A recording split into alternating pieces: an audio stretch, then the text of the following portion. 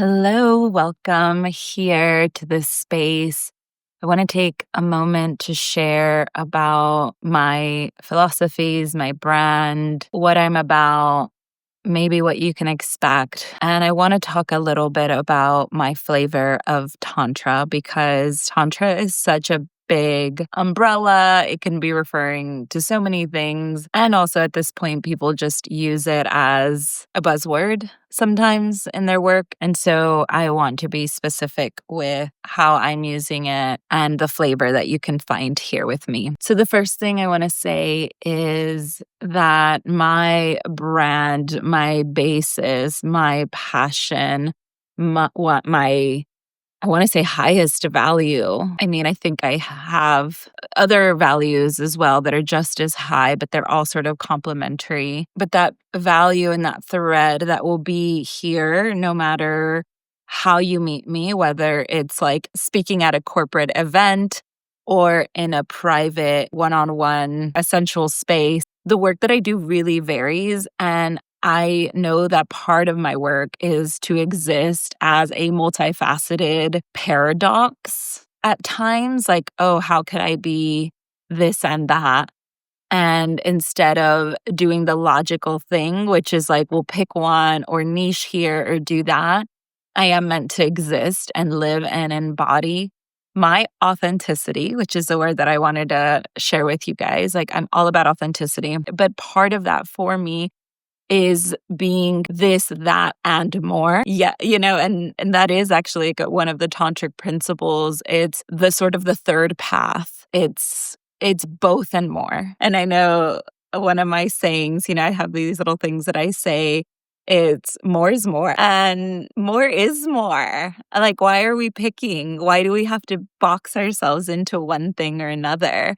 Like, more is more. And so here I am with the intention to be more, That's who I am. I am so much. I'm so many things. And it has been so challenging to create a website that tries to clarify for people and make people feel like they know what they're opting into when I feel like I'm so much and I'm a shapeshifter. And there's times when I show up in a certain way, maybe super grounded and slow. And, we sort of go into this meditative space where I know I have the ability to help other people's nervous system relax and ground and slow down and be here. And I love starting most of my work that way. That's I think really the basis of what the world needs, a calm nervous system.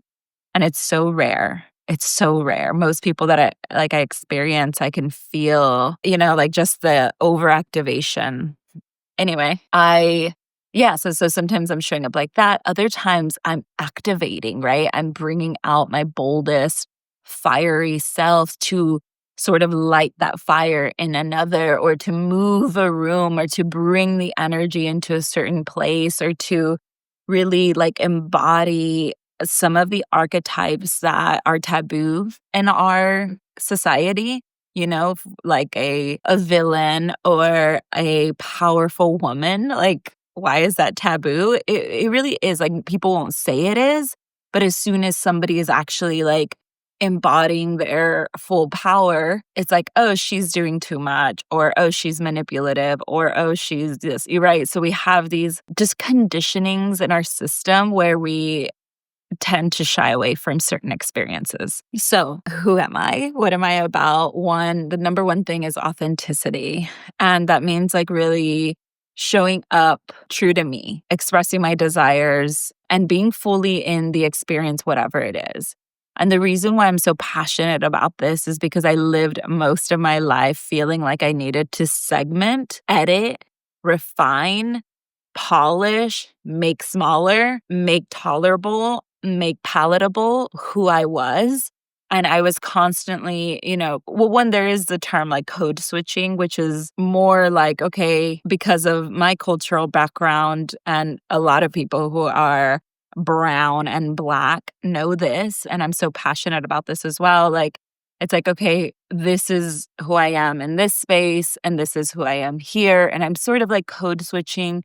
And that still happens. And I don't think necessarily not all of it is outside of authenticity. There are elements of that that can be outside of authenticity. But part of that is like how there's a spiritual teacher that I heard say, like, it's not kind to, if you know multiple languages, it's not kind for you to speak in a different language to somebody that, that is not in a way that they will understand you. And that's the way that I sometimes think of code switching or some of my shape shifting is I am arriving in kindness. And because I have this range, I'm going to show up in a way that will be received. And that's different than performing, acting, sort of dismissing any part of myself. That is different. And all of these nuances, I feel like we don't talk about enough, right? Like we have, radical authenticity, which shows up as, or some one flavor of that could be like, well, even if no matter who I'm with or I'm with my family, like they have to deal with me and what I have to say and my vulgar language or whatever it is. And it's like, okay, there is an element for sure. And it's part of my work of being okay with people being uncomfortable with you. 100%. Yes. And there's another part where it's like, okay, am I now acting out of either rebellion or resistance? Like I'm actually fighting. I'm fighting. And like when that shows up, like now we're operating out of fear instead of love. And I think the version of authenticity that I want to bring to the world is like, I love myself so much that I'm unwilling to betray myself for anyone else or any other experience. That doesn't mean that I don't adjust in order to meet someone that I really care and love about, including, a client or my family. Like that doesn't mean that I'm unwilling to show up in a way that they can meet me and where we can dance in a way that feels good for both of us. I will not meet someone or be somewhere where I can't be my full self. And that's like an ongoing experience and refinement because sometimes I am in places and I'm like, oh, like I'm already in it and I'm realizing I'm shrinking or I'm uncomfortable or I'm not able to be my full self or my full self is not fully accepted here and I have to refine. And that's my job and that's what I desire to do. So I don't know. I think I'm going all like a little bit further into authenticity than I wanted to, but it's just so important. And these nuances are important, I think, for people to understand and to understand where I'm coming from. Now, I want to bring in tantra because I am so fortunate to have been able to teach at a large tantra festival. And it's my first time teaching in an experience that size. And I think what I experienced was a lot of other tantric flavors that are out there, including some of the teachers. Granted, like the ones that I had hesitancy about, it wasn't like the main, like the headliners, if you will. So I still definitely respect this organization, all of that, everything that's happening there. Also, some of the things that some of the participants were saying, things like that, I just want to sort of like, oh, people are coming from all sorts of routes around Tantra. There's a couple that I want to mention, and we'll see if some others come up. I was hosting a feminine rage ritual, and someone offered to provide some of them, like men, to come at the end for like sort of a closing ritual. And I'm like, that would be amazing. Yeah, let's talk about that. And I was more thinking in the route of like, let's have some men come in, witness, see if maybe the women want to say something, or maybe if they want to do, convey something to the women, something very like, I think of like, like a phrase that just has so much power and tenderness and can really like, I've seen it crack through a lot of fear, forgiveness, hate, all of that. And so I was thinking something like that. And then I started talking with this person, and they had this whole ritual that in my experience felt very performative, and it was sort of forcing an outcome. And I was like, oh no. I was like, I'm like, and I shared that feedback. I said, it feels very performative to me. And their response was, ritual is performative. And this is the part where I'm like, whoa, people have this thought, and teachers and people facilitating experiences in large cities have this idea that ritual is performative. And now that I've like sat with it for a while, I'm like, oh, I see why people would think that.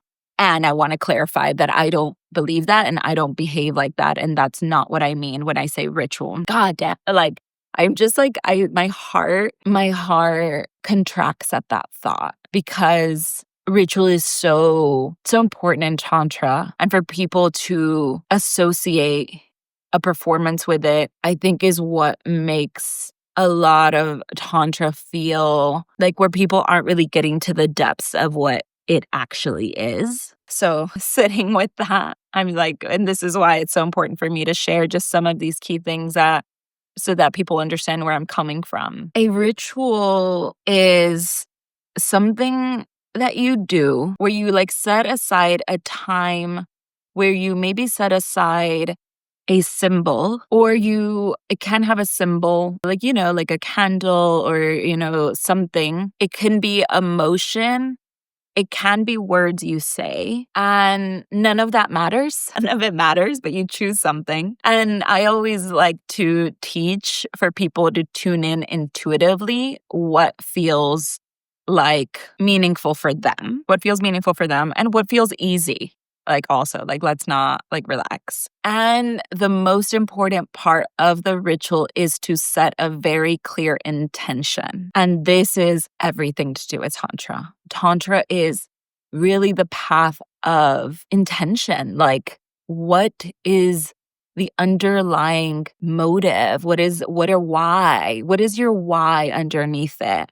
And why I love ritual is because it's such a simple and beautiful way to make something that you care about sacred, and to sort of make a motion for yourself and for non-physical, spirit, God, whatever you want to call it, to say, this is what I need, and this is what I want, or this is what I care about, or this is what I'm ready to release, right? Depending on your intention. And so when I have ritual in my events and my offerings and in my one-on-one sessions, I have no plan. I have no idea. I have nothing written, because I don't do ritual like that. When I say ritual, I mean, at some point, I kind of want to say, like, we will consecrate this experience. Like, this will be, the whole thing usually for me is a ritual. Like, and at this point in my life, I live ritual. Like, everything I do feels ritualistic, and everything is, if you have an intention and consciousness behind it. And so nowhere in that is there a performance aspect. And I will share one more thing that sort of happened at this festival that also made me feel like, oh, people have a really skewed notion of Tantra and the rituals that happen. And I'm like, we were opening a temple evening, and I'll talk about temples in another video, because this isn't, I don't want to go off on something. We were opening a temple evening, and the facilitator for that evening got a few women to open the temple. And she said, like, the temples in ancient, we usually refer to ancient Egypt and Mesopotamia, where it is understood that these temples were held, and we're sort of like resurrecting the idea. However, we don't have exact information of exactly how things happened. And so there is a lot of interpretation. And in my experience and in the way that I hold the temples, I simply am with what is here now. I am not trying to recreate anything, but I honor that. And like, there is something that's being emitted from those ancient times. And I believe that there's an energy that is wanting to re-emerge. And her ask of the priestesses that she asked to come in was, can you dance? And it was sort of like, can you perform at the beginning of the temple like they used to, right? And I'm like, well, the transmission that I've personally received about the dancers in the temples, which I do believe was a true that was happening. There were dancers in the temples. They were not dancing for performance, entertainment, to be viewed, to be seen. It was an energy transformation, what is it? What is that word? Transmutation? Anyway, like they were moving energy with their movements. And it is something that I personally have experienced. Like before I knew any of this, I would move just intuitively, just because that's what I felt like I wanted to do. That felt like my highest expression. And I could feel myself like, oh, I'm swirling the energy. Like this feels good. It was so beautiful. It's just such a beautiful experience when you know that like it's coming from within you. The movement, the embodiment, the like this, the that. And I also hold very dear to my heart Ladihan, which is a practice, a movement-based meditation that really helps one understand some of this, which is like, don't move. Like a lot of like dance practices are like, okay, now, move your shoulders or something. And this is like, what if we are moved? What if spirit moves us, right? Like we all know we're mind, body, spirit, right? There's an element of us that is non-physical, that is connected like further out. What if we are moved instead of moving? Because when we move, we usually, our human part of us has an agenda. It has a like need. It wants connection. It's like, where are the other humans that can touch me? I want to go dance. I want, we have this, but what if we sat in the void, in the abyss, in the nothingness, in the mystery, and this is a blindfolded movement, and we waited until spirit moves us, and it's like, I now want to stand and bend and shift this way and that way. And so I also, one of my sayings is like, I live Ladihan. Like that's how I live my life. Like I don't want to just be, unconsciously just going about my life, hustling, doing this because I committed to it. And I just every day I and I do this. Like I want to be moved every day, all day. Like my desires to co-create with the universe. And so I go where I'm called and I say what I feel like I want to say, I'm meant to say, desire to say. And this is how I sort of am living my life. And so my belief, my knowing, I'll say, my knowing of these dancers where they dance because that is what they were called to do. And that because it was of their highest joy. And anyway, this person's a dear friend of mine. So of course I still opted in. And I also knew that she was she respects me as a priestess. And I've also, this is so edgy to say here on video, but I am a high priestess. And that's something that I don't say anywhere because it feels like, well, what does that mean? And what is that? But I've literally, I've received this from sources outside of tantra that don't even know what that word is. And they were like, I got this message for you. So not that I did. My human needed that external validation, or else I would have been in doubt about it for a long time, even though I've felt it in my system. And even then, I'm like, I think I needed that I did. I'm just going to admit that. I needed the external validation from somebody that I knew wasn't trying to toot my horn, had no stake in whether I accepted or didn't accept this. And actually, even when I was like, have you ever heard that word before? They're like, no, I don't know. I've never heard the word priestess before. And my follow-up question when they received that message that then was given to me, I said, what does that mean? And they said, it means that you create ritual. I'm creating them. And I know that to be true. And I know that's true honestly, I feel like that's true for everyone I work with. And that's why I've said everything that I've said. It's like, we're not meant to regurgitate someone else's text or book or method or altar placement or whatever. It's like, we are here to live in the now and co-creating with the energy that's alive today and express that. I feel like I'm going on another Right. But anyway, so this friend, she trusts me. She sees me. You know what I mean? Like, she knows. Like, she's like, do whatever you want. Like, do your priestess thing, basically. So even though she had given us the prompt about like the dancers, and the reason why I didn't really struggle with her prompt, but one of the girls there said, "Oh, I've always wanted to do boudoir." Or no, not boudoir, sorry. "I've always wanted to do, what is the dancing that's burlesque?" I'm like, "That's, it like teases." She's like, "Oh, I've always wanted to do burlesque. I think I was made for this." And I was like, that's when I was like, wait, this is like, I totally respect my friend that was like, "Oh, like the priestess dancers." I just felt like, oh, that's just like a vague prompt to give people idea, for those people who aren't as intuitive or as practiced in their priestess work, to give them like, start here if you don't know where to begin. And anyway, I could go into that a little bit further. But then when I heard sort of one of the girls' interpretations of that, I'm like, burlesque dancing? Like, what is happening here? I was just like, okay, I just need to make sure that I'm grounded in my experience and that I'm showing up the way I want to. And, they gave us all rose petals.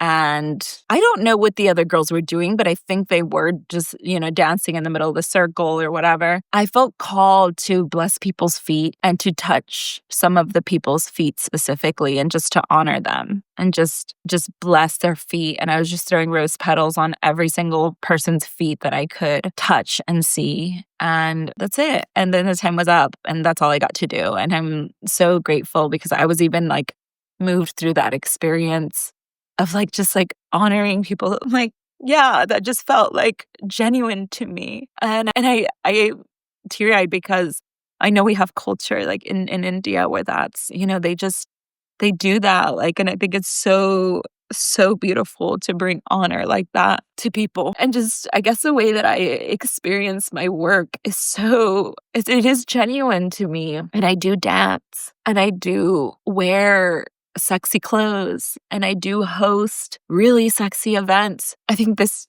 now takes me to the third experience that I had at this festival that made me feel like, gosh, like we are so missing the mark here, which reminds me of the definition of sin, which a lot of, people will look at the work that I do or the types of events that I host. And I even have, there's some Instagram comments that are like, especially from like Christian, religious people that are just like, this is Sodom and Gomorrah kind of situations happening, like this is so sinful. The definition of sin is to miss the mark, to like sort of to miss the point, to be out of alignment with self. Unfortunately, our texts and our society has translated sin to define very specific things that you do and you don't do. And I just feel like that notion is missing the mark. That's totally missing the mark. And I think it's similar to what's happening in Tantra, right? Like, I am not saying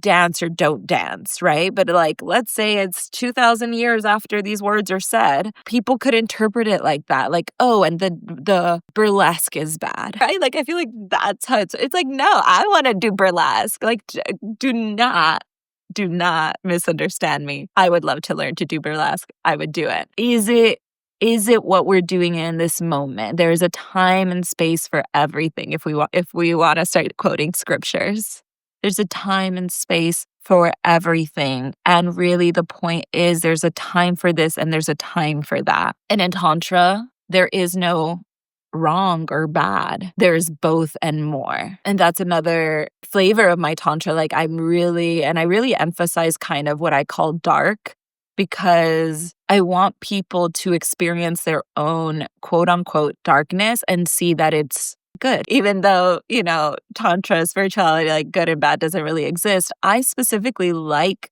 to play with the polarities and, right, both and more. Play with the polarities. I do call things good and bad. And I also know that this is all an illusion and there's sort of both are encompassed. It's sort of the other side of the coin. Again, a whole nother video I could create on just polarity and both, yes, and all of that.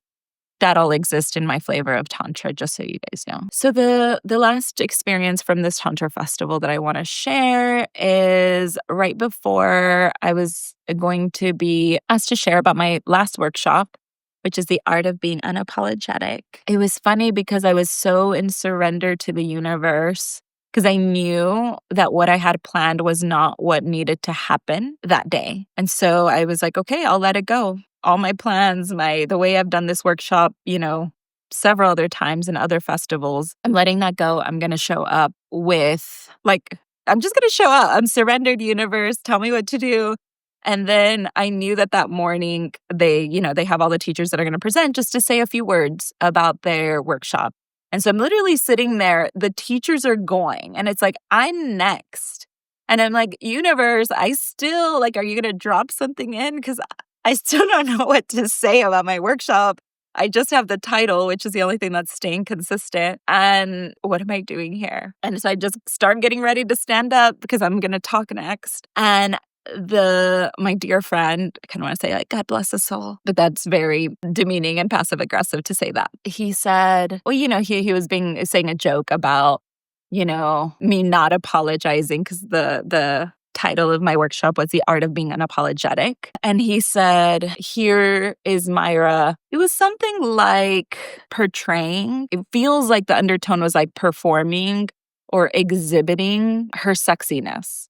It was something like that. All right, and here's, Mayra, portraying sexiness. That was not the word used, but I cannot remember at this moment what it was. And I got the microphone. The first thing that came to me was just I am not, acting, maybe, something like that, acting. I'm like, I am not acting sexy. I am sexy. And that is my workshop, right? This is what I teach, that it's not about, I'm holding the microphone because these words just started flowing, which is what I want to say here. I am not acting sexy. I'm not portraying. I'm not trying to be seen as sexy. This is just who I am, and I'm just being authentic to my being. And yeah, that shows up, right? And I love dressing up in these festivals, right? I had all the jewels, the this, the that, and it's just my authentic expression. So if you want to learn more, come find out at my workshop, right? And that is my flavor of Tantra, right? I know that, again, in the ancient temples or the priestesses, they were known for their beauty, for the jewels, for their sort of, the way that they just showed up in the world was very beautiful, a lot of jewelry. And some people take that and they do costumes. And the way I show up in that and my understanding of that is actually, it was just because it's my experience now, this is why I'm able to speak to it. It was a real knowing that the temple is them. So that I am the temple. This body is it. I am a living temple. And it's not about I want to be seen as beautiful or seen as anything, whatever, add whatever word you want. I honor me. I love myself. And I love this beautiful thing that I'm seeing at the store, whatever it is. And I just want to place and adorn my body. And I want to, and I love this too, and this too, and this too, and more is more. So in my book, sometimes I'm wearing all 8 rings and all these things and things draping. And it's not for anything else but to honor my temple. And I want more jewelry, just so you guys know. I need to start a little link somewhere. I love jewelry. I love all the stones and it's for me. It really genuinely is. And so it's not how I love to dress. And I've leaned into dressing more like myself, which has been sexier, would be how other people describe it. For me, it's just what I feel good in and what I'm comfortable in. So those are some of the clarifications that I wanted to provide about Tantra, my flavor of Tantra and what I offer. And that's it. I don't really want to speak negatively about anyone. That's not my intention. And everyone's on their own journey. And I do believe that there is a teacher for people, for wherever they are in their journey. And I do believe and trust that whoever wants to roll with me is meant to and will know that and will just know. And I've stopped very recently because I would get inquiries about my sessions, and then I would always say, and this was just out of habit, if you have any questions, let me know. It's like, why would I say that? Because that is forcing people back into their head, which is like my hypnotherapy business name has always been like, be out of your mind. It's like, you know whether, we're vibing or we're not. You know whether there's something here, there's some codes that can be transmitted to you energetically and maybe not even verbally or mentally. You either know that or you don't. You either know that's true or you don't believe that's true. And so follow that. Right. So I'm no longer asking people, do you have any questions? Because if there's questions, I'll answer, but I'm not going to prompt that anymore because you either know, and I want to work with people who know, who vibe, who are like, actually, I don't care what you say. This is for me. This is what I need to do. This is what Like, that's what I'm here for empowerment of people. And that's also a whole nother flavor. Like, I'm not here to provide answers. I will give you my perspective as I'm now getting more comfortable with that, because I used to feel like, especially like everything that I just shared and things that have been like transmitted to me, I feel like, well, who am I, right? Or how I don't want the responsibility of having conveyed this information and then what do people do with it? I'm not worried about that really anymore. Like, I will share honestly from my experience, knowing that my intention is good. My intention is of well-being. My intention is of expansion. My intention is of your empowerment. That is my intention. Will people, will harm happen? Yeah, because that happens. And I've had to become comfortable with that I cannot control everything. And that even though I can't control everything, and even though people can get harmed or can have an experience that's very uncomfortable, I trust that all is well and it is good. That's like my new motto that I want to like put somewhere on my website. Like, all is well and it is good. Like, even if it looks bad and even if it feels really uncomfortable, all is well and it is good. And let's move forward, because there's that saying, like, if it's not good, it's not the end of the story. Like, I just feel like the end of the story is it is well. And even if that's an after death experience, it's good. That's my core belief. And I can't know that and I can't prove that and I don't want to argue about that, but that's where my trust lies. And we're here to play. We're here to play. We're here to be mirrors for each other. And that's really what I am now that's my work, to just be a mirror for people, to hold up the mirror. And some people like what they see and some people don't like what they see. But my job is to hold the mirror. And for many people that I work with, they get to see how brilliant and amazing and big and perfect and how they don't actually need any more healing. They're ready to go. Let's go. Let's do it. Let's have fun. And I still meet people wherever they are, right? Like, if they're not ready for that, okay, let's go through what we need to go through. Anyway, here I am. This is my intro video. Welcome to my world. Let's have fun. Let's play. Invite me in. I am now calling in invitations into people's workplaces. I would like to bring in some lunch and learns and some workshops to workplaces, because as many of you know, I come from a Fortune 100 background, tech management, and I still have such a soft spot for those spaces and those worlds. And I'm like, I want to still be there, actually. I want to be there. So invite me if you have a company or you manage teams. I would love to come and do something for your teams. And I'm also calling in some invitations to teach at more festivals. So invite me into your spaces and let's create together. So many ways to collaborate with me. So start to dig in and we'll talk soon. Bye.